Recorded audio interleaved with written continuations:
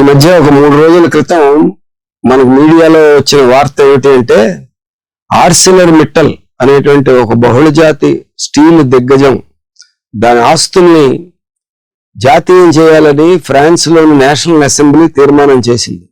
ఈ ఆర్సిలర్ మిట్టల్ అనే company head quarters France లో ఉన్నాయి. అక్కడ ప్రజలు ఎక్కువ మంది ఈ ఆర్సిలర్ మిట్టల్ కంపెనీ తాలూకా పెత్తనాన్ని దాని జోక్యాన్ని వాళ్ళు స్వీకరించలేకపోతున్నారు కాబట్టి దాన్ని జాతీయం చేయాలని ఆ నేషనల్ అసెంబ్లీలో తీర్మానం చేశారు. అసెంబ్లీలో తర్వాత అక్కడ సెనేట్ అనేది కూడా ఉంటుంది. ఆ సెనేట్ లో కూడా ఆ తీర్మానం పాస్ అయితే ఆర్సిలర్ మిట్టల్ ఆస్తులు ఫ్రాన్స్ లో జాతీయం చేయడం జరుగుతుంది.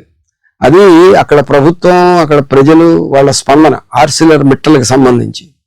కానీ ఆ ఆర్సిలర్ మిట్టల్ని ఇక్కడికి తీసుకొచ్చి ఆయన కాళ్ళు గడిగి నీళ్లు నెత్తి మీద జల్లుకునే పద్ధతిలో ఇక్కడ చంద్రబాబు నాయుడు గారి ప్రభుత్వం, అలాగే కేంద్రంలో ఉన్న మోడీ ప్రభుత్వం వ్యవహరిస్తున్నాయి.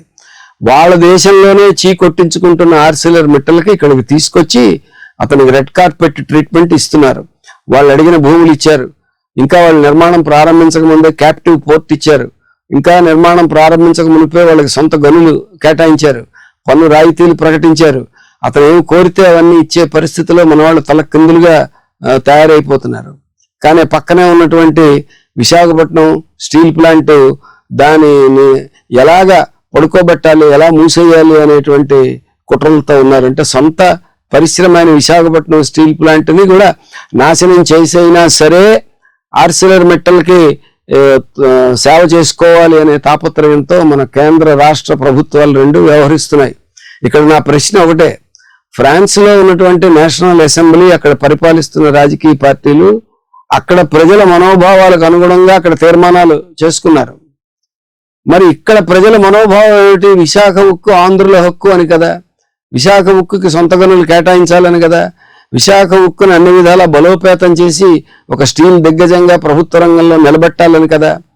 ఈ ప్రజల మనోభావాలతో నిమిత్తం లేకుండా ప్రజలు ఏమనుకున్నా కానీ మేము మాత్రం ఆర్సిలర్ మిట్టల్ సేవలో తరించిపోతాం అనే వైఖరి తీసుకోవడం ఎంత హేయమైన విషయం, ఎంత సిగ్గుమాలిన విషయం, ఎంత అప్రజాస్వామికమైనది.